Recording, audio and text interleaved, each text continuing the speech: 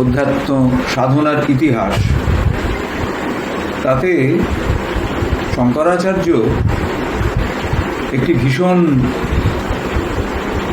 জনপ্রিয় এবং এই অধ্যাত্ম সাধনার ক্ষেত্রে জোরালো প্রভাব বিস্তারকারী একজন হিসেবে সমগ্র ভারতে তার পরিচিতি রয়েছে। বস্তুত আমাদের প্রাচীন ভারতীয় দর্শনের যে পরম্পরা, তাতে শঙ্করাচার্যের একেবারে খুব বিশিষ্ট একটি ভূমিকা রয়েছে।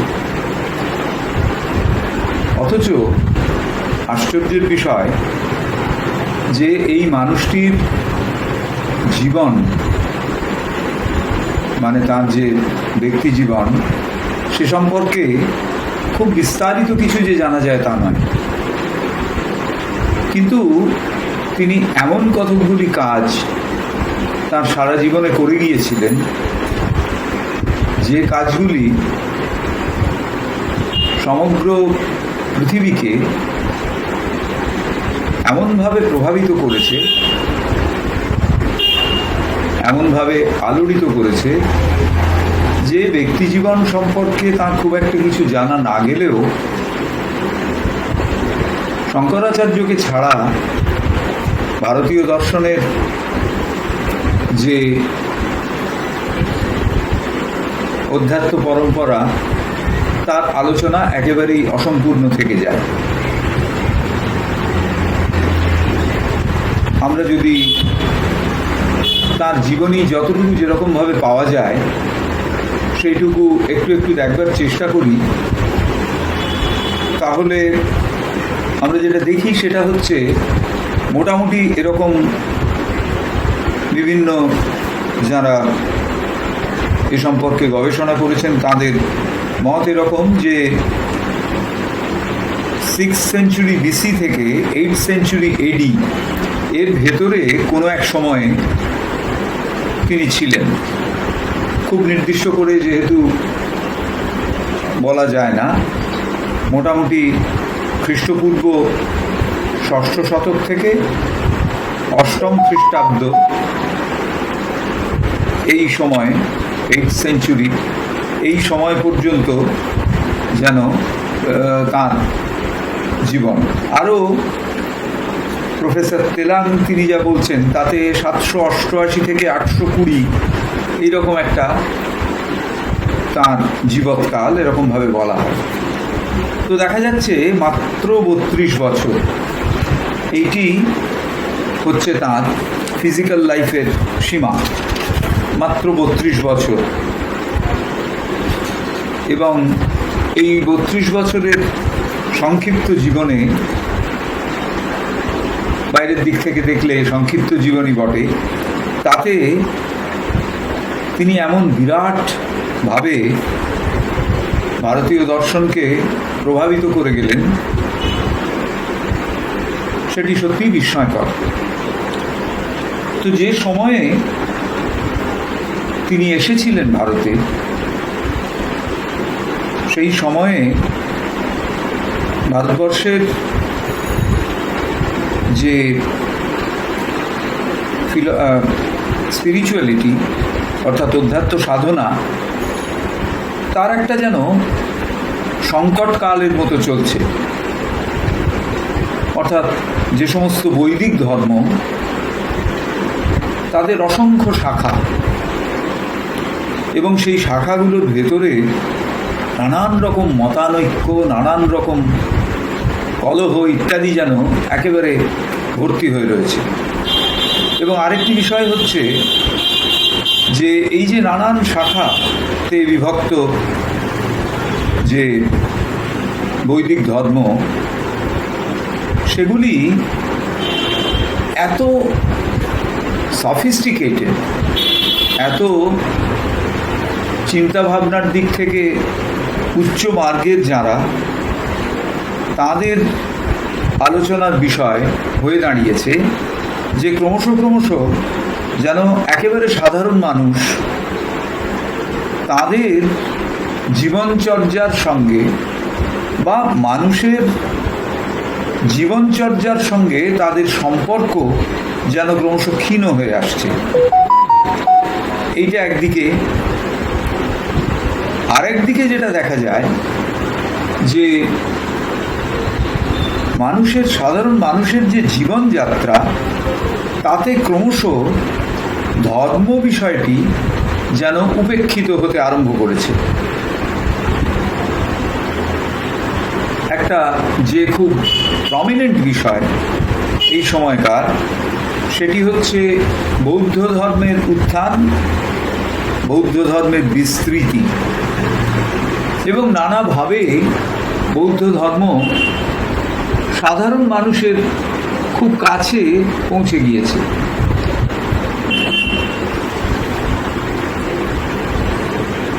এই বৌদ্ধ ধর্মেরও বিভিন্ন শাখা প্রশাখা, বিশেষত বৌদ্ধ তন্ত্র, বজ্রযান, সহজযান, মন্ত্রযান, কালচক্রযান ইত্যাদি ইত্যাদি সমস্ত যে নানান বিষয়, সেগুলিও মানুষকে নানানভাবে প্রভাবিত করছে, আকৃষ্ট করছে, তাদের চর্চায় মানুষ যুক্ত রয়েছেন।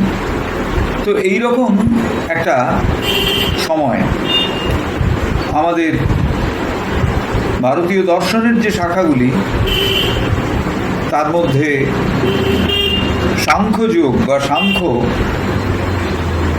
এবং ন্যায় বৈশেষিক, এগুলির আলোচনা হতে হতে এমন জায়গায় পৌঁছেছে যেন এর ভেতরের যে মূল তত্ত্ব, সেগুলো চলে গিয়ে শুধুমাত্র বাহ্য বিষয়ের আলোচনাই মূল হয়ে দাঁড়িয়েছে, এবং ফলে এর ভেতরে একটা সমাজ থেকে বিচ্ছিন্নতা দেখা যাচ্ছে।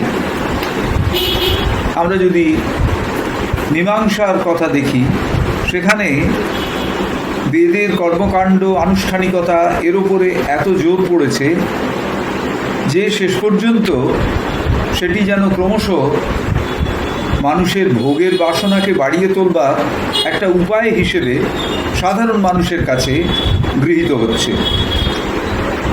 ন্যায় বৈশেষিকের ভেতরে ভয়ঙ্কর তর্ক, যুক্তি ইত্যাদি সমস্ত রয়েছে। এছাড়া কিছু একেবারে যাকে বলে লৌকিক ধর্ম, সেগুলিও আমরা দেখতে পাই। তো এই যে নানানভাবে ছড়িয়ে ছিটিয়ে যাওয়া অধ্যাত্ম অভিপ্সার যে ক্ষেত্রটি, এইরকম একটি চেতনার ক্ষেত্রের মধ্যে শঙ্করাচার্য এসে দাঁড়ালেন। ভারতবর্ষের এইরকম একটা জায়গায় শঙ্করাচার্য এসে দাঁড়ালেন, এবং তার কাজ মূলত যেটা হলো সেটা হচ্ছে যে মানুষের ক্ষুদ্র এবং সীমায়িত ব্যক্তিত্বের যে আবদ্ধতা, তার থেকে তাকে মুক্ত করে তার যে একটা আধ্যাত্মিক অনন্তের চেতনা, আধ্যাত্মিক অনন্তের একটা ভাবনা যে তার ভেতরে রয়েছে, সেইটির সঙ্গে তাকে যুক্ত করা এমনভাবে যাতে মানুষ এটা উপলব্ধি করতে পারে যে তার যে মূল প্রকৃতি, সেটি হচ্ছে দিব্য প্রকৃতি,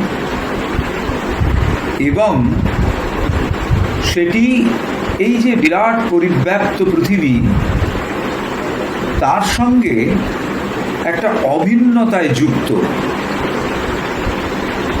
এই যে একটা অভিন্নতার ভাবনা, চতুর্দিকে পরিব্যাপ্ত এই নানা মতবাদ, সৃষ্টির নানা দিক, এবং মানুষের নিজের সম্পর্কে যে ক্ষুদ্র এবং সীমায়িত ব্যক্তিত্ব হিসেবে তার যে আবদ্ধতা, এইগুলো ভেতরকার যে বহুত্ব, তাকে যেন কোনো একটি অন্তর্গত একত্বের সূত্রে গেঁথে তোলা, এইটি যেন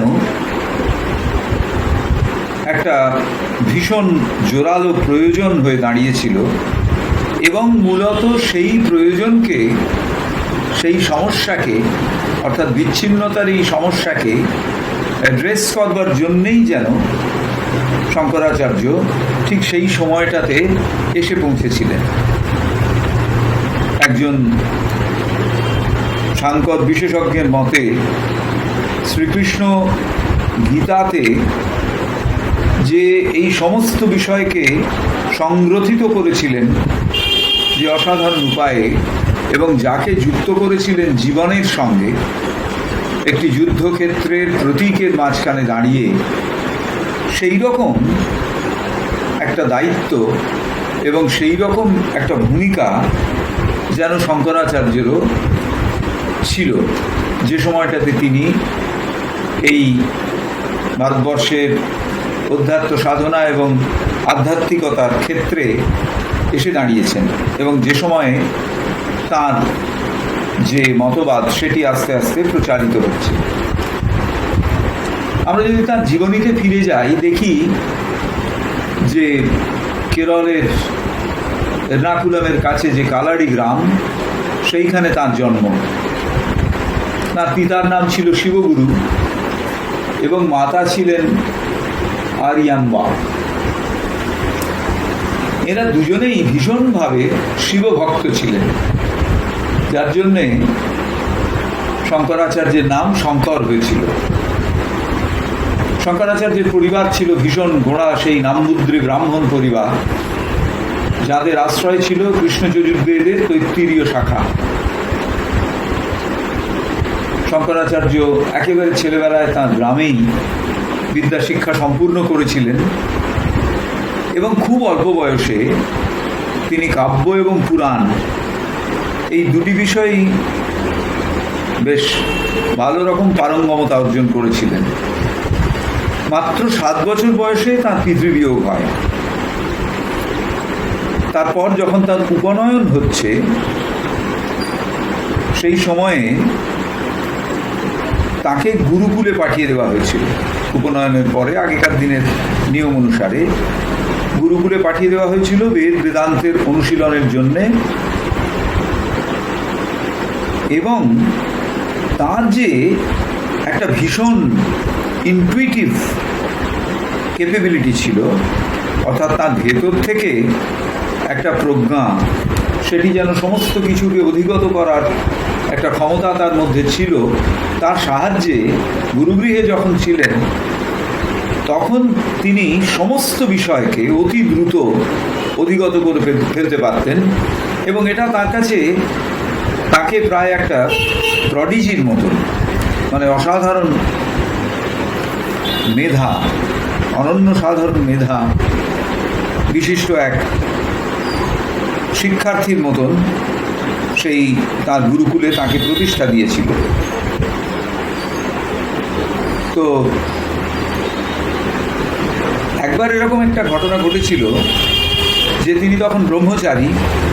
তো ব্রহ্মচারী হিসেবে তিনি ওই ভিক্ষার জন্য বেরিয়েছেন। ভিক্ষার জন্য বেরিয়ে বিভিন্ন জায়গা থেকে, বিভিন্ন বাড়ি থেকে তিনি ভিক্ষা করছেন। করতে করতে একটি বাড়ির সামনে গিয়ে তিনি দাঁড়িয়েছেন। সেই বাড়িতে সেই সময়ে একজনই মাত্র মহিলা আছেন। তো তিনি যথারীতি সেই তখনকার নিয়ম অনুসারে ওম নারায়ণ হরি ভবতি ভিক্ষাং দেহি বলে গিয়ে দাঁড়িয়েছেন। কিন্তু মুশকিল হলো যে সেই যে ভদ্রমহিলা ঘরে রয়েছেন, তিনি অসম্ভব দারিদ্র প্রপীড়িতা। সুতরাং কিছুই তার কাছে দেওয়ার মতন নেই, যার জন্যে তার অত্যন্ত কষ্ট হচ্ছে যে একজন এসে দাঁড়ালেন, এইরকম তরুণ এক ব্রহ্মচারী, তাকে আমি কিছুই দিতে পারছি না।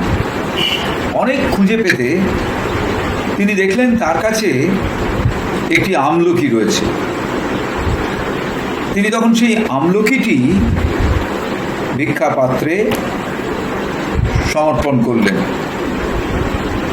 তো শঙ্করাচার্য বললেন, ভিক্ষাপাত্রে সমর্পণ করে তিনি শঙ্করাচার্যকে আশীর্বাদ করলেন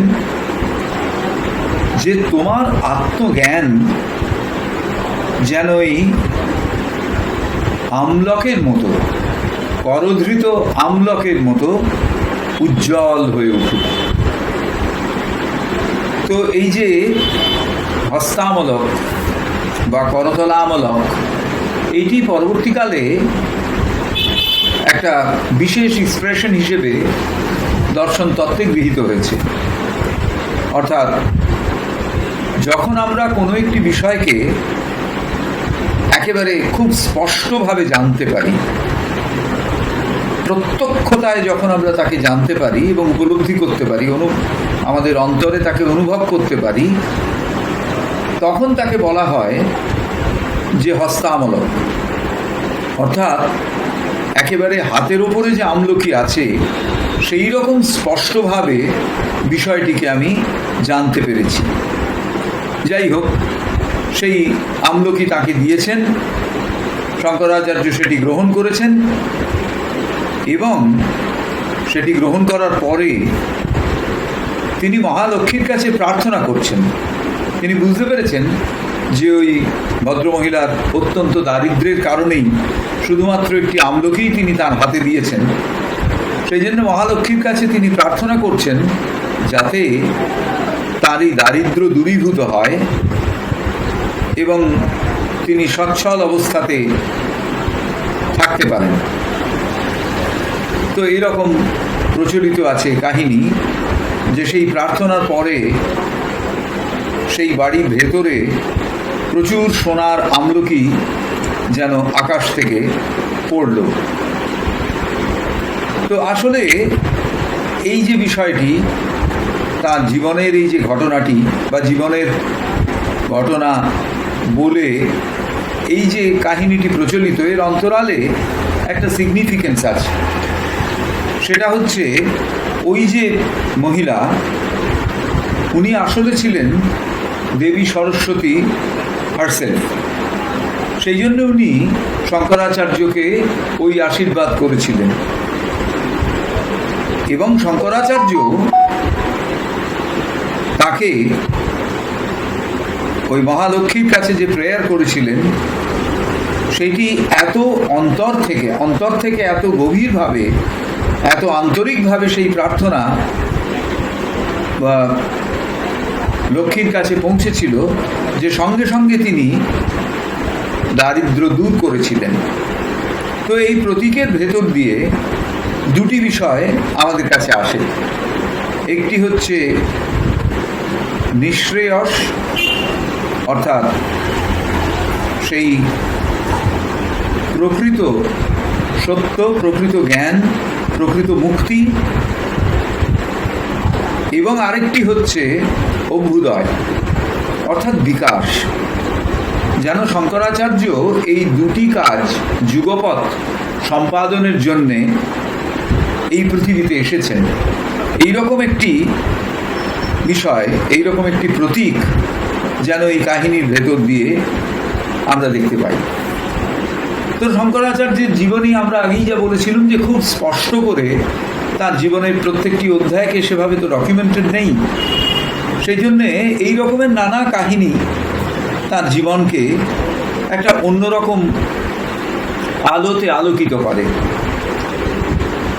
যখন তার 16 বছর বয়স, তিনি গুরুকুল থেকে প্রত্যাবর্তন করলেন এবং তখনকার নিয়ম অনুসারে তার বিবাহের কথাবার্তা শুরু হলো। কিন্তু তিনি মনে মনে, তার মনের ভেতরে একটা অসম্ভব জোরালো সন্ন্যাসের অভিপ্সা জেগে উঠেছিল গুরুকুলে থাকাকালীন। সুতরাং তিনি কি করবেন? তিনি তো চেয়েছেন তার সমস্ত জীবনকে এই বৈদিক ধর্মের পুনরুত্থানের জন্যে এবং সেই বৈদিক ধর্মের ওপর ভিত্তি করে একটি সমাজকে গড়ে তোলবার জন্যে তার সমস্ত রকম যে ক্ষতিকারক বিষয়কে অতিক্রম করে একটা বৈদিক সমাজ এইটি গঠন করবার একটা স্বপ্ন, একটা প্রেরণা যেন শঙ্করাচার্যের মনের ভেতরে ছিল। কিন্তু তার মা যখন তাকে বিবাহের প্রস্তাব দিচ্ছেন তখন তিনি সংকটে পড়লেন। মাতৃ আজ্ঞা বা মাতৃ ইচ্ছাকেও গুরুত্ব দিতে হবে আবার তার অন্তরের যে একটা ভীষণ জোরালো আর্জ, সেটাকেই বা তিনি ছাড়েন কি করে? এইরকম সময়ে আবার একটি ঘটনার কথা আমরা জানতে পারি বিভিন্ন জায়গা থেকে, তার বিভিন্ন জীবনীতেই এটির উল্লেখ আছে। সেটি হচ্ছে, একদিন মা এবং ছেলে দুজনেই নদীতে স্নান করতে গেছেন। তো নদীতে স্নান করতে করতে শঙ্করাচার্য নদীর খানিকটা মাঝখানে চলে গেছেন।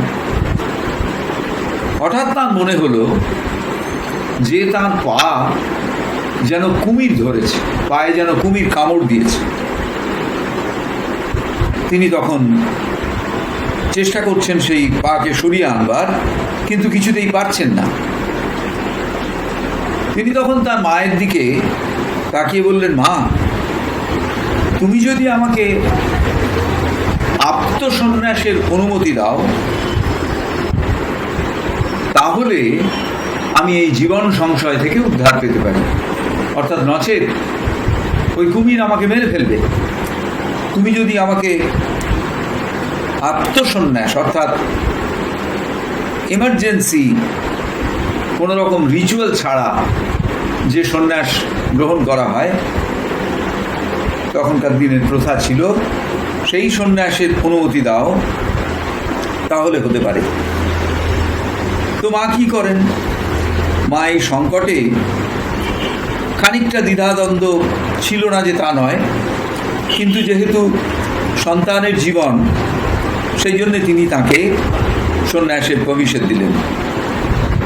তো এই যে সন্ন্যাসের পারমিশন দেওয়া, তার বলা হয় শঙ্করাচার্যের যে পুষ্টি, তাতে ছিল যে 16 বছর বয়সে তার মৃত্যু যোগ রয়েছে। তো এই যে মৃত্যু যোগ, এটি হচ্ছে পার্থিবতার ভেতরে নিমজ্জিত হয়ে যাওয়ার প্রতীকে, বা মৃত্যুর প্রতীকে পার্থিবতার ভেতরে নিমজ্জিত হয়ে যাওয়ার চেতনাটিকে যেন বোঝানো হয়েছে। কিভাবে পার্থিবতার মধ্যে আমাদের ঊর্ধ্বের অভিপ্সার স্পর্শ লাগা চেতনা নিমজ্জিত হতে পারে না, যদি আমাদের নিম্ন প্রাণ সত্তার আকর্ষণে আকৃষ্ট হয়ে আমরা নিম্ন প্রাণ সত্তার দিকে ধাবিত হই। তার প্রতীক যেনই কুমির।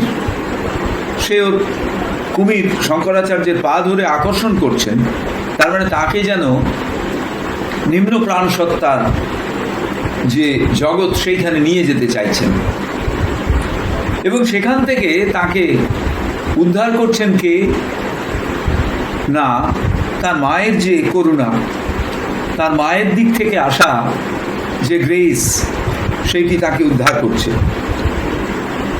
সুতরাং এইখানে যেন এই বিষয়টিও এই কাহিনীর ভেতর দিয়ে প্রতীকের মতো আমাদের কাছে আসে। ওই ক্রোকোডাইলকে বলা হয়েছে, কুমিরকে বলা হয়েছে মহামোহ গ্রহ। এই মোহ যেন আমাদের নিচের দিকে আকর্ষণ করছে, এবং এর থেকে বেরিয়ে আসবার উপায় কি? সন্ন্যাস, সৎন্যাস, অর্থাৎ ত্যাগ, প্রকৃত ত্যাগ, দ্য ডিভাইন রিনাউন্সিয়েশন। সেইটি হচ্ছে যেন ওই নিম্ন প্রাণ সত্তা রূপ যে কুমিরের আকর্ষণ, তার থেকে বেরিয়ে আসার একমাত্র উপায়। তো যাই হোক, মা তো বুঝে গেলেন যে ছেলের সন্ন্যাসের পথ প্রশস্ত হয়েছে, সে আর বাড়িতে থাকবে না। শঙ্করাচার্য যখন সন্ন্যাস নিয়ে বেরিয়ে যাচ্ছেন, তার আগে তিনি মায়ের কাছে প্রতিজ্ঞা করলেন যে তার মায়ের যখন শরীর চলে যাবে, তখন তিনি তার পাশে থাকবেন। বাড়ি থেকে বেরিয়ে তিনি গেলেন গোবিন্দ ভাগবত পাদ, তাঁর আশ্রমে। সেটি হচ্ছে নর্মদা নদীর তীরে। গোবিন্দ ভাগবত পাদ হচ্ছেন কে না, গৌড়পাদাচার্যের অত্যন্ত প্রমিনেন্ট একজন শিষ্য। সেই গৌড়পাদাচার্য, যিনি সেই অসাধারণ সূক্ষ্ম দর্শন তত্ত্ব নিয়ে রচিত যে মান্ডুক্য কারিকা, সেইটি রচনা করেছেন এবং যিনি অদ্বৈত বেদান্তের ভিত্তি প্রতিষ্ঠিত করেছেন এই ভারতবর্ষের মাটিতে। সেই গৌড়পাদাচার্যের অন্যতম প্রমিনেন্ট শিষ্য গোবিন্দ ভাগবত পাদ, তার কাছে শঙ্করাচার্য দীক্ষা নিলেন।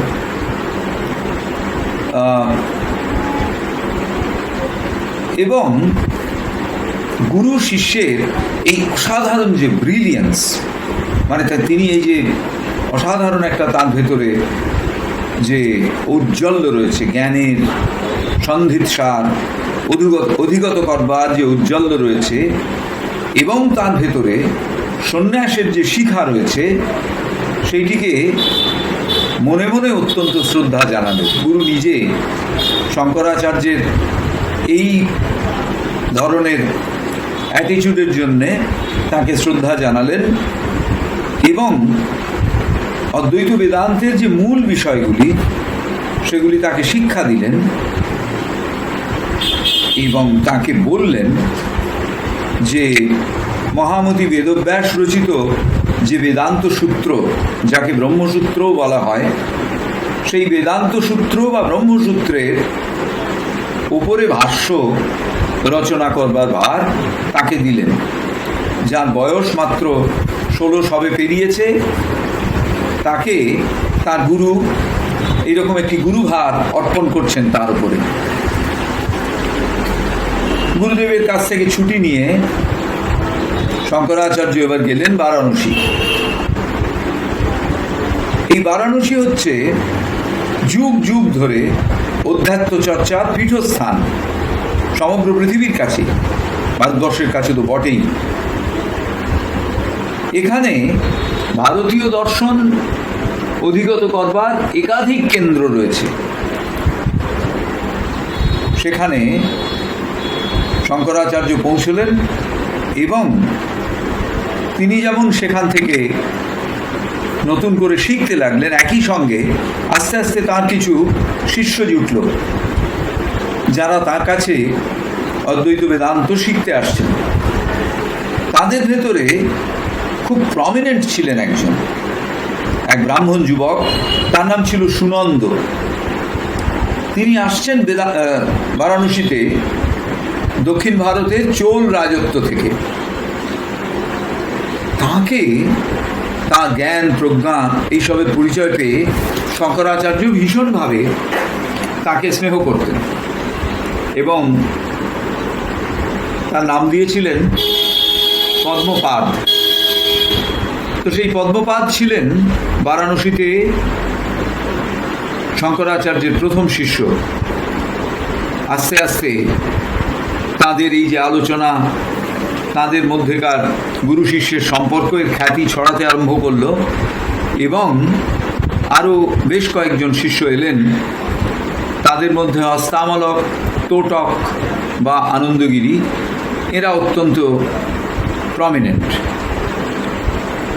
এই সময়ে বারাণসীতে থাকাকালীন শঙ্করাচার্য তার যেসব ইম্পর্টেন্ট মেজর কমেন্টারিজ সেগুলো লিখতে আরম্ভ করলেন। যদিও আগে তিনি আরও কিছু কাজ করেছিলেন, কিছু প্রকরণ গ্রন্থ রচনা করেছিলেন, এখানে বারাণসীতে বসে তিনি ভাষ্য রচনা করতে আরম্ভ করলেন। যে ভাষ্যটি তার কাছ থেকে আমরা খুব প্রমিনেন্ট হিসেবে পাই সেটি হচ্ছে শ্রীমদ্ ভগবদ্ গীতার ভাষ্য এবং উপনিষদেরও ভাষ্য তার কাছ থেকে আমরা এই সময় পাই। এবং এই সময়ে তিনি মহর্ষি বেদব্যাস রচিত ব্রহ্মসূত্রের ভাষ্য রচনা শুরু করলেন। এখানেও একটি কাহিনী আছে। এই ব্রহ্মসূত্র ভাষ্য রচনার সময়ে তিনি যে গভীর অনুশীলন করেছেন, গভীর অনুধ্যান করেছেন বিষয়টির, এবং তাকে অসাধারণভাবে তিনি ব্যাখ্যা করছেন, এটি এমনকি বেদব্যাসকেও যেন আকৃষ্ট করেছিল। তিনি শঙ্করাচার্যের কাছে আসেন একজন বৃদ্ধ ভদ্রলোকের ছদ্মবেশে, এবং এসে শঙ্করাচার্যের সঙ্গে দীর্ঘক্ষণ এই বিষয়গুলি নিয়ে আলাপচারিতা করেন। এবং তারপরে তিনি চলেও যান। তো এই আলাপচারিতার ভেতর দিয়ে শঙ্করাচার্যের মধ্যে ওই যে ব্রহ্মসূত্র ভাষ্য রচনার একটা অন্যরকম স্পিরিট জেগে উঠতে আরম্ভ করে। এই সময়ের আরেকটি ঘটনা খুব ইন্টারেস্টিং। একবার শঙ্করাচার্য চলেছেন স্নানে, তার শিষ্য পরিবৃত হয়ে। এই স্নানে যাওয়ার পথে, গঙ্গা স্নানে যাচ্ছেন বারাণসীতে, স্নানে যাওয়ার পথে হঠাৎ তিনি দেখলেন উল্টো দিক থেকে তার পথে, যে পথে তিনি এগোবেন সেই পথের ওপর দিয়েই এগিয়ে আসছে এক চণ্ডাল। শঙ্করাচার্যের সমস্ত শিষ্যরা তাকে বললেন সরে গিয়ে রাস্তা পরিষ্কার করে দিতে। তার কারণ শঙ্করাচার্য যাচ্ছেন, শুধু যে তিনি একজন ব্রাহ্মণ তাই নন, তিনি গুরু। তিনি তখন অনেকগুলি ভাষ্য রচনার পরে যথেষ্ট তরুণ বয়স হলেও তার যথেষ্ট খ্যাতি। তো চণ্ডালকে সবাই বলল সরে যেতে। চণ্ডাল একটুখানি হাসলেন এবং শঙ্করাচার্যের দিকে তাকিয়ে জিজ্ঞেস করলেন যে যিনি অদ্বৈতে বিশ্বাস করেন, যিনি দাবি করেন যে অদ্বৈত বেদান্ত প্র্যাকটিস করেন, তিনি তাঁর দৃষ্টিতে এরকম পার্থক্য রয়েছে। বলছেন মায়ার যে সূক্ষ্ম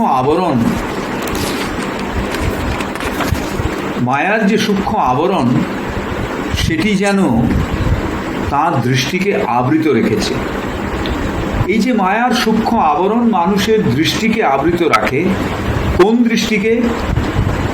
না, ফিজিক্যাল সাইট তাকে আবৃত রাখে। অর্থাৎ সে ফিজিক্যালিটি নিয়েই প্রিঅকিউপাইড, সে আর অন্য কিছু ভাবতে পারে না।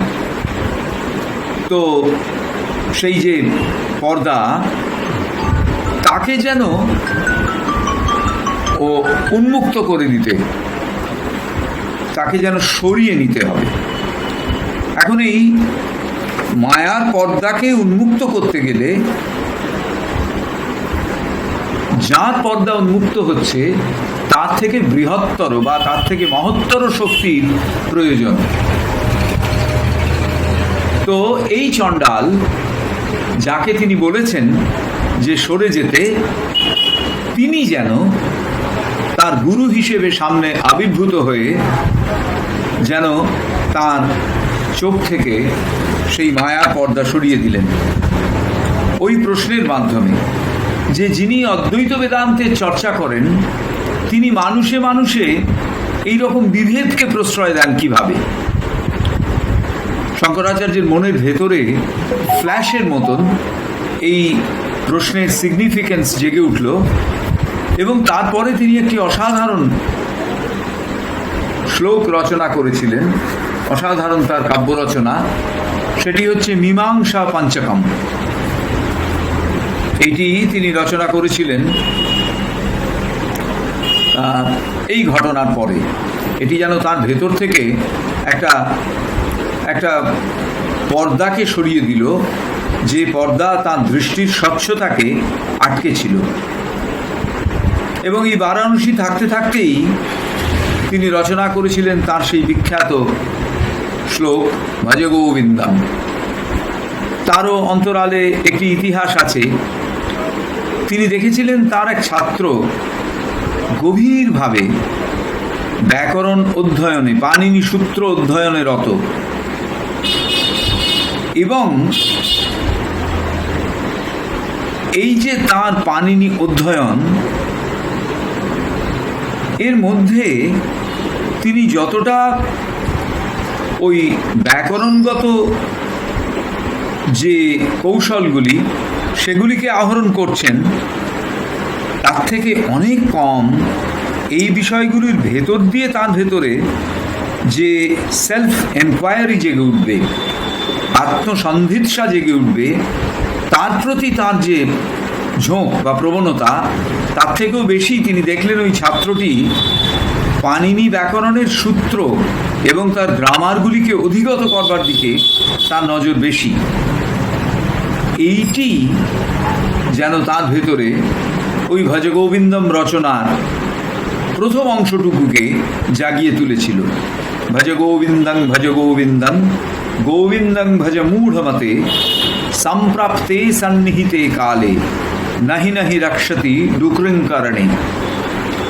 অর্থাৎ ব্যাকরণের যে গভীর এবং ভীষণ নিবিড় পাঠ, তার চেয়ে গোবিন্দকে ভজ না করলে সম্প্রাপ্তে সন্নিহিতে কালে, যখন কাল উপস্থিত হয় তখন সম্প্রাপ্ত হওয়া যায়, সম্প্রাপ্ত্য, প্রত্যক্ষ রূপে প্রাপ্ত হওয়া যায় তাকে। শুধুমাত্র ব্যাকরণ অধ্যয়নের যে পৌনঃপুনিক নৈষ্ঠিকতা, তার ভেতর দিয়ে তাকে পাওয়া যাওয়া সম্ভব নয়। বারাণসী থেকে শঙ্কর এলেন প্রয়াগে, এলাহাবাদের কাছে। এইখানে তার সঙ্গে পরিচয় হলো এক মীমাংসক সাধকের, যার নাম হচ্ছে কুমারিল ভট্ট। এই কুমারিল ভট্ট তখন জীবনের শেষ প্রান্তে। যখন শঙ্করাচার্যের সঙ্গে কুমারিল ভট্টের সাক্ষাৎকার হচ্ছে, তখন কুমারিল ভট্ট তাঁর যে শিষ্য মণ্ডন মিশ্র, তিনি একজন অত্যন্ত নামকরা মীমাংসক, তাকে শঙ্করাচার্যের হাতে তাঁর গুরু সমর্পণ করলেন। বললেন, তুমি একে শিক্ষা দাও। কিন্তু সেটা তো একেবারে প্রথমেই হয় না, কারণ মণ্ডন মিশ্র নিজেও যেরকম পণ্ডিত, তার স্ত্রী উভয় ভারতী, তিনিও সেরকম পণ্ডিত। সুতরাং তারা এত চট করে শিষ্যত্ব কেন গ্রহণ করবেন শঙ্করাচার্যের? এই রকম সময়ে তারা শঙ্করাচার্যের সঙ্গে এই পরিস্থিতি থেকে বেরোবার জন্যে তারা শঙ্করাচার্যের সঙ্গে তর্কযুদ্ধে বসলেন। এটি তখনকার দিনে খুব কমন ছিল, এবং এরিউডাইট স্কলার্স অফ ডিফারেন্ট ডিসিপ্লিন এরকম তর্ক চলত। সেই তর্কে দীর্ঘ সেই তর্কের ভেতর দিয়ে যেতে যেতে প্রথমে মণ্ডন মিশ্র এবং তারপরে উভয় ভারতী উভয়ই পরাজিত হলেন। শঙ্করাচার্যের যে অদ্বৈত মত, সেটিরই প্রতিষ্ঠা হলো, বা বলা যেতে পারে ওই অদ্বৈত মতের সঙ্গে তিনি যুক্ত করে নিলেন মীমাংসাকে। তো এরপরে এই মণ্ডন মিশ্র শঙ্করাচার্যের শিষ্য হিসেবে তার দ্বারা গৃহীত হন, এবং তার প্রধান যে সন্ন্যাসী শিষ্য তাদের মধ্যে অন্যতম ছিলেন। তার নাম দেওয়া হয়েছিল সুরেশ্বরাচার্য। এই সব দিনে যখন মানুষের জীবনযাত্রা অত্যন্ত সহজ সরল ছিল, যার ফলে মানুষ খুব বেশি দূর যেতে পারতেন না এক জায়গা থেকে অন্য জায়গায়, কিন্তু শঙ্করাচার্য সমগ্র ভারত পরিভ্রমণের জন্য যেন বেরিয়ে পড়লেন। কেন এই ভারত পরিভ্রমণ? তার কারণ তিনি অদ্বৈত বেদান্ত ব্যাখ্যা করবেন এবং সর্বত্র যে বৈদিক ফিলসফি সেইটির প্রতিষ্ঠা করবেন। সেই জন্যে তিনি বেরিয়ে পড়লেন সমগ্র ভারত পরিভ্রমণে। এই সময়ে আরেকটি বিরাট কাজ তিনি করলেন। তিনি দেখলেন ভারতবর্ষের অধ্যাত্ম অভিপ্সার যে ক্ষেত্রগুলি, নানান রকম সমস্ত ভাবনা চিন্তার বৈচিত্র্যে সেটা যেন একটু জটিল হয়ে রয়েছে। এক একজনের ক্ষেত্রে এক এক রকমভাবে সন্ন্যাস এগোচ্ছে। এইসব ব্যাপারগুলো যত তিনি দেখছেন তত তার ভেতরে এগুলোকে একটা ইন্টিগ্রাল হোলের ভেতরে নিয়ে আসবার চেষ্টা যেন তার ভেতরে চলতে লাগলো। অর্থাৎ একদিকে অভ্যুদয়, একদিকে নিঃশ্রেয়স, এই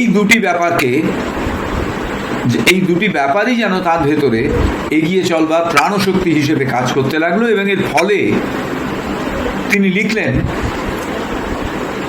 10 Orders of Monks, দশনামী সম্প্রদায়। এবং এই দশনামী সম্প্রদায়ের যে সন্ন্যাস যোগ এখনো পর্যন্ত এটি এই পৃথিবীতে চলছে। সুতরাং এই দশনামী সম্প্রদায়ের প্রতিষ্ঠা এইটি তার একটা অত্যন্ত উল্লেখযোগ্য কাজ। আরেকটি কাজ হলো যে তিনি ভারতবর্ষের 4টি অংশে 4টি মঠ স্থাপনা করলেন। আমরা যেহেতু পূবের লোক, পূব দিক থেকে যদি ধরি, পূবে ওড়িশাতে একটি মঠ, পশ্চিমে দ্বারকাতে একটি মঠ, উত্তরে বদ্রীনারায়ণে একটি মঠ, এবং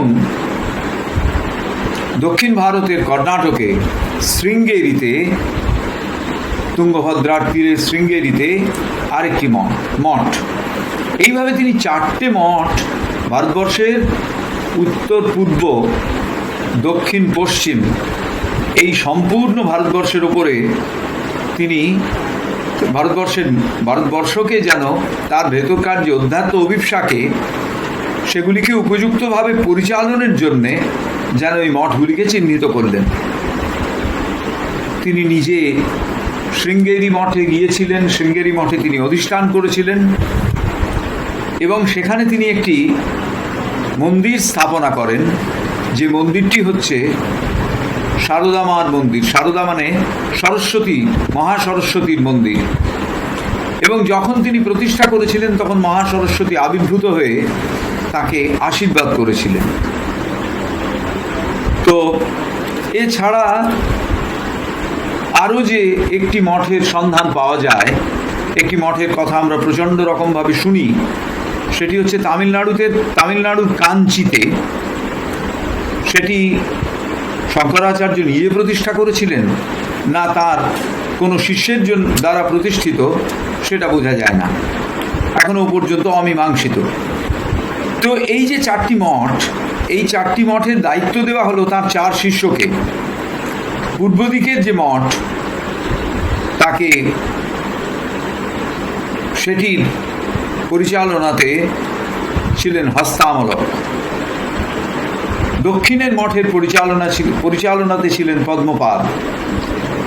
পশ্চিমের যে মঠ, তার পরিচালনায় ছিলেন তোটকাচার্য এবং উত্তরের মঠে সুরেশ্বরাচার্য। তো এই যে 4টে মঠ, এই 4টে মঠ প্রতিষ্ঠা এবং এর ভেতর দিয়ে সাধারণ মানুষের অধ্যাত্ম অভিপ্সাকে অ্যাক্সেস করার বা তাকে অ্যাড্রেস করার যে অসাধারণ কাজটি তিনি করেছিলেন, এটি নিঃসন্দেহে উল্লেখযোগ্য এবং তাকে মনে রাখার মতো। এখানে আরেকটি বিষয় আছে, সেটি হচ্ছে যখন তার মাতৃবিয়োগ হয় তখন তিনি মায়ের কাছে আসতে পেরেছিলেন। তার কারণ কোনো একদিন সাধনার মধ্যে থাকাকালীন তিনি জিহ্বায় মাতৃদুগ্ধের স্বাদ আস্বাদন করলেন। করার পরেই তার মনে হলো যে মায়ের কাছে এক্ষুনি যাওয়া প্রয়োজন। এবং তিনি তখনকার দিনের ওই যোগাযোগ ব্যবস্থা প্রায় কিছুই নয়, প্রায় হেঁটেই যেতে হতো। সেইভাবে আস্তে আস্তে তিনি মায়ের কাছে চলে এলেন এবং তিনি আসবার পরেই তার মায়ের শরীর যায়। শঙ্করাচার্যের মাত্র 32 বছর বয়সে তার শরীর যায়। তিনি তখন কেদারনাথে, সেই তুষার আবৃত হিমালয়ের কেদার চূড়ায় তিনি, যেটি একেবারে শিবের স্থান, সেইখানে তিনি তার শরীর ত্যাগ করেন। এই যে 2013 সালের ডিজাস্টার, তার আগে পর্যন্ত সেইখানে এই কেদারে এই যে তার যে সমাধি মন্দির, সেটি খুব চমৎকার করে মেনটেন হতো। তো এই হলো মোটামুটিভাবে শঙ্করাচার্যের জীবনীর একটা চেহারা। শঙ্করাচার্যের জীবনী বা শঙ্করাচার্যের উপর লেখা বিভিন্ন জনের নানান রকম পাওয়া যায়। আমরা যদি শঙ্করাচার্যের যে কাজ, ওয়ার্কস অফ শঙ্করাচার্য, সেইটিতে একটু নজর দিই, তাহলে আমরা দেখি তিনি ভাষ্য গ্রন্থ রচনা করেছেন 23টি, বিভিন্ন উপনিষদের, তারপরে ব্রহ্মসূত্রের, তারপরে গীতার, আরও নানান বিষয়ের ওপর যে তাঁর ভাষ্য, সেই ভাষ্য গ্রন্থের সংখ্যা 23। প্রকরণ এবং উপদেশ গ্রন্থ, সাধনা কিভাবে করতে হবে তার টেকনিক্যাল অ্যাডভাইস, সেই রকম আছে 54টি ছোট ছোট রচনা, এবং স্তোত্র স্তুতি গ্রন্থ সেটি আছে 76টি। এই বিপুল পরিমাণ যে সৃষ্টি, সেই সৃষ্টি সত্যি আমাদের বিস্ময় ঘটায় যে মাত্র 32 বছরের যে মানুষের জীবনকাল, সে মানুষ এত কিছু করে কিভাবে। তো যাই হোক, শঙ্করাচার্য যে দৃষ্টিতে ভারতবর্ষের এই ছড়িয়ে থাকা যে আধ্যাত্মিকতার ধারা, তাকে যেন সংহত করতে চেয়েছেন। তো যে ভাবে তিনি সংহত করতে চেয়েছেন, সেখানে অদ্বৈত বেদান্তের একটা একেবারে ভীষণ জোরালো ভূমিকা আছে।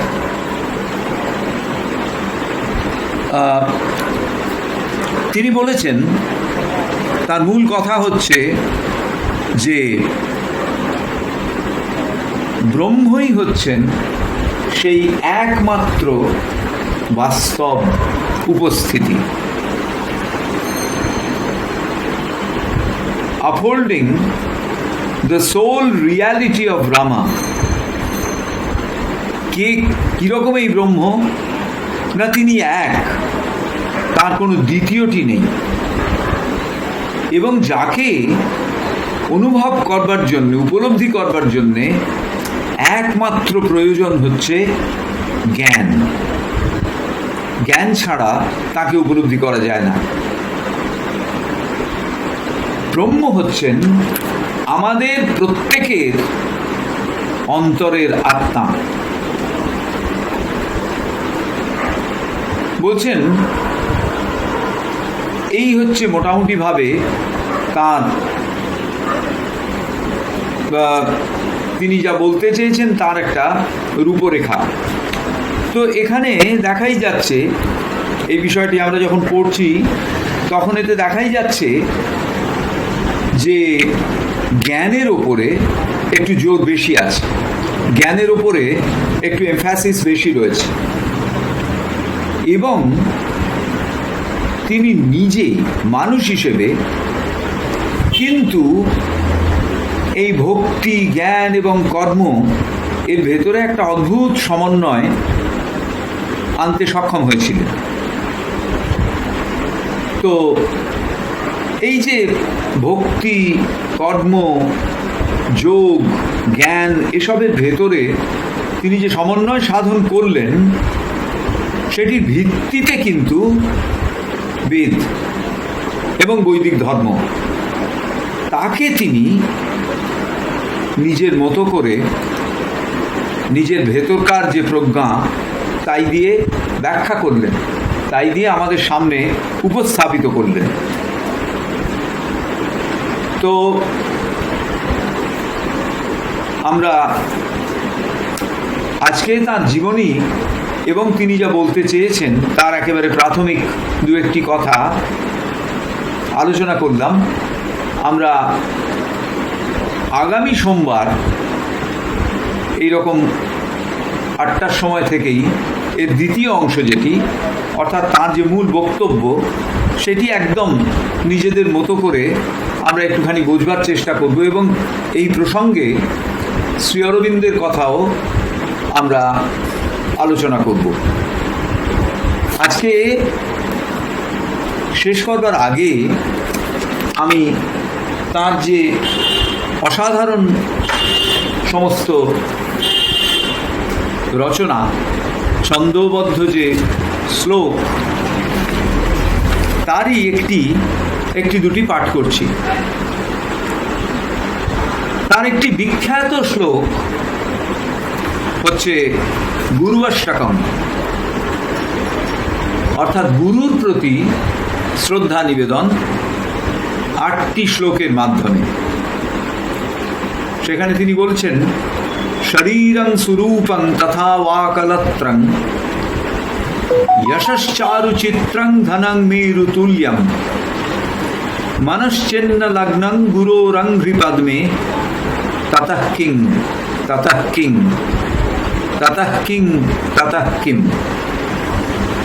কলত্রং ধনং পুত্র পৌত্রাদি সর্বং গ্রহং বান্ধবা সর্বমেতদ্ধি জাতম মনশ্চিন্ন লগ্নং গুরোরঙ্ঘ্রিপদ্মে ততঃ কিং ততঃ কিং ততঃ কিং ততঃ কিম ষড়ঙ্গাদিবেদো মুখে শাস্ত্রবিদ্যা কবিত্বাদি গদ্যং সুপদ্যং করোতি মনশ্চিন্ন লগ্নং গুরোরঙ্ঘ্রিপদ্মে ততঃ কিং ততঃ কিং ততঃ কিং ততঃ কিম বিদেশেষু মান্যঃ স্বদেশেষু ধন্যঃ সদাচারবৃত্তেষু মত্তো ন চান্যঃ মনশ্চিন্ন লগ্নং গুরোরঙ্ঘ্রিপদ্মে ততঃ কিং ততঃ কিং ততঃ কিং ততঃ কিম সমামণ্ডলে ভূতভূপালবৃন্दैः সদা সেবিतं यस्य पादारविन्दं मनश्चिन्न लग्नं गुरोरङ्घ्रिपद्मे ततः किं ततः किं ततः किं ततः किं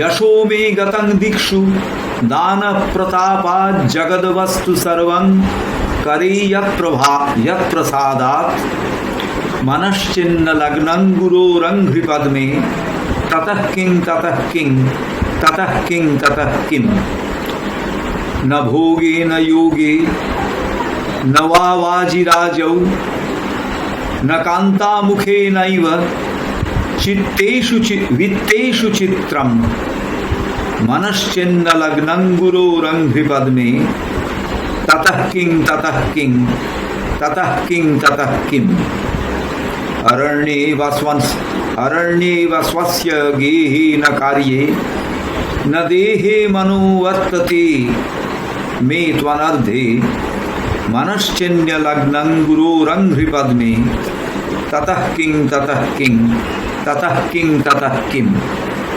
गुरोरष्टकं यः पठेत् पुण्यदेहि यतिर्भूति ब्रह्मचारी च गेहि लभेद्वा क्षीतार्थं पदं ब्रह्म संगं गुरोरुक्त वाक्ये मनो यस्य लग्नम। এই যে অসাধারণ গুরুর স্তুতি, এইটির নির্মিতিতে যেরকম একেবারে অমোঘ শব্দচয়ন, তেমনি দেখবেন পদগুলিকে সন্ধি বা সমাসের দ্বারা যুক্ত করেছেন এমনভাবে এবং এমন চমৎকার ভাবে তার বিন্যাস যে তার মধ্যে দিয়ে একটি অসাধারণ ছন্দ যেন বারবার উঠে আসছে এবং অবশেষে সেই কথাটি তাতাহ কিং তাতাহ কিং তাতাহ কিং তাতাহ কিং, অর্থাৎ একটি যেন সন্ধিৎসায় পরে কি। এটি হলো একটি, আর আরেকটি স্তোত্র তার পাঠের মাধ্যমে আজকের আলোচনা আমরা শেষ করব।